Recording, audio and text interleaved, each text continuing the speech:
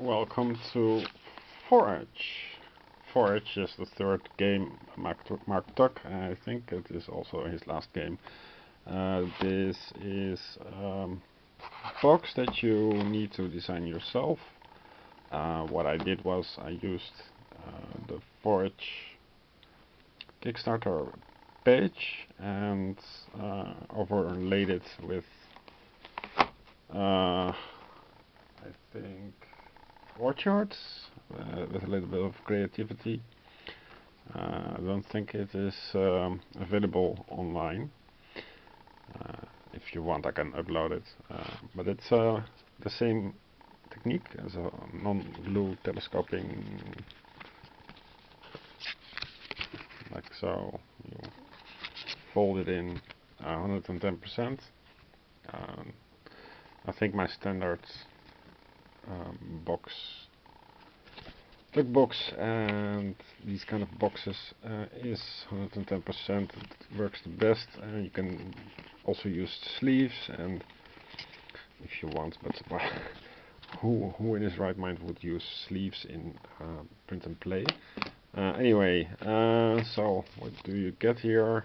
The Forage 9 card solitaire game.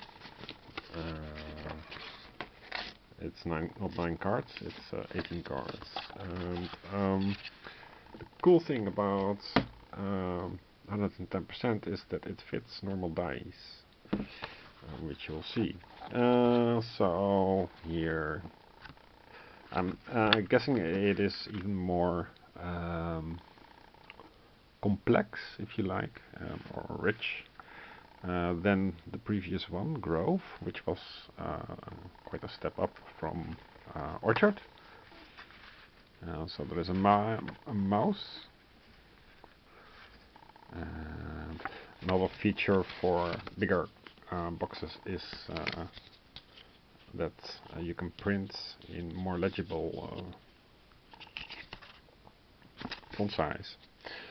Okay, so the manual. Then we have the Forage, which I also misprinted, and I had to do it again, so I had to pay for it again. But yeah, this is the correct cards, and they also have these recipes. So the good thing about Grove is taken further here. And yeah, obviously it has mushrooms and nuts and berries and stuff like that. Cool. And we have dice, and these were yeah, dice, blank dice that I bought from AliExpress, and I used them. I bought them with the idea to roll them. And they roll perfectly. And if you glue custom sizes on it, then it doesn't make this clanky noise. So that's quite nice. But ideally, you would place these dice. You don't want them to roll, but yeah, what can you do? I hope they are heavy enough to stay on the forest. I didn't have enough, so these are quite small, smaller than these. But as you can see, the red is -2. This dizzying amount of dots is, I think, 3, 5, 6, 7, 8. So that's 10, 6, 3, 1, 15. So you have the fruit basket and the penalty and the recipes. I'm not sure what else is new here then. It's more like riding on the waves of success. So one is, oh yeah, there is also a PNP version, but why would you use a PNP version if you can simply print out? So 1 is 1, 3 is 3, 6 is 6, 4 is 10, 5 is 15, and 2 is -2. Oh yeah, okay. Alternatively, there are some dice stickers in the PNP file. Yeah, as provided. But I would suggest use cubes. But then the PNP dice stickers are too large, so you would have to make them smaller, or buy bigger blank cubes, of course. So that is the Edward mouse. PNP, any small token can be used to represent him. Okay, so you also need a mouse token.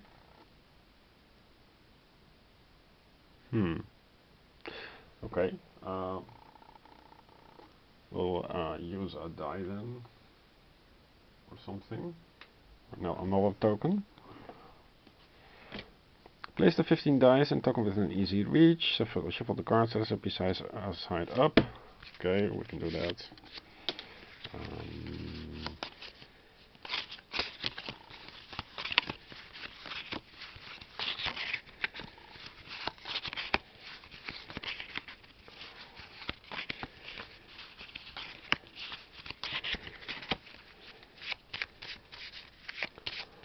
And again, I didn't print the recipes, but there are monthly challenges where people compete against each other, and the highest score gets Eternal Fame or something. And let's see, 2 9 cards, recipe side up, 2 2 3 4 5 6 7 8 9. 2 card decks. Set one deck aside, it will not be used in the game. Once you finish the game, you can immediately play again using this deck. Place the remaining deck face down, recipe side up within easy reach. Draw the top card and place it face up in the middle of your playing area to form the start of your woodland. Okay, cool. This is our woodland. Why not? Draw the cards to your hands. Okay, we can play a card, same thing as previously, but I think this can be 2 things, because you also have this variation.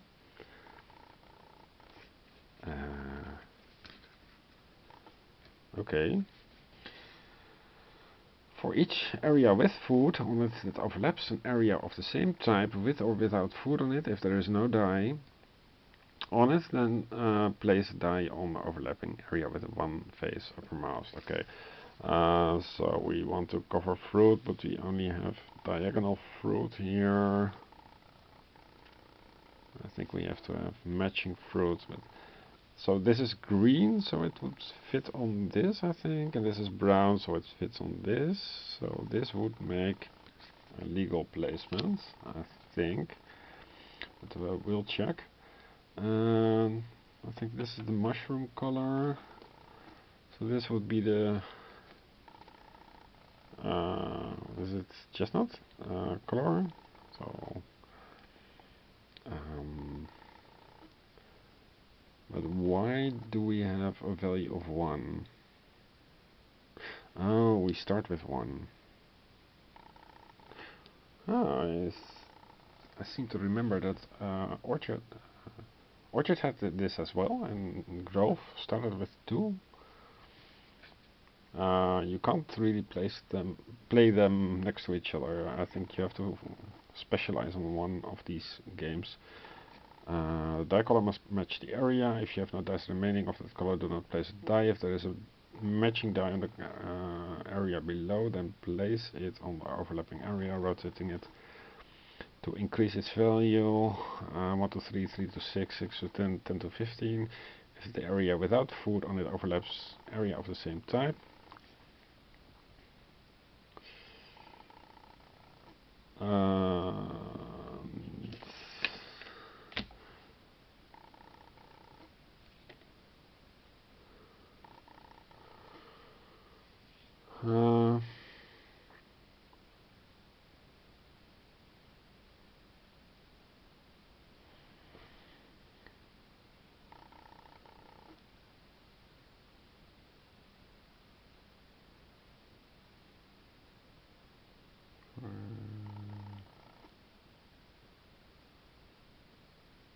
Yeah, I'm not really sure what this slash thing is. It says here place a mouse, if you have no dice, this mouse thing.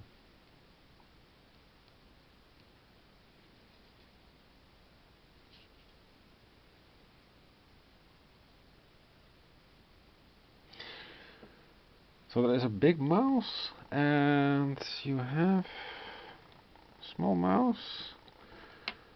Once per game you may place the card such that an area overlaps an area that has mouse die on it. Overlapping die area must match the die color.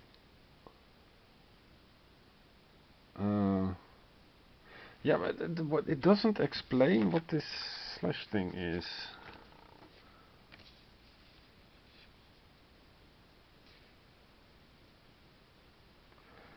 The die color must match the area.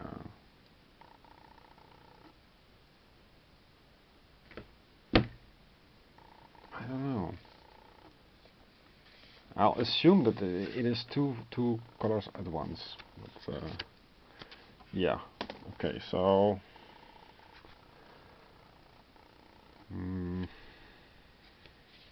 so I can place it like so. That would make two things blue. That will be these colors.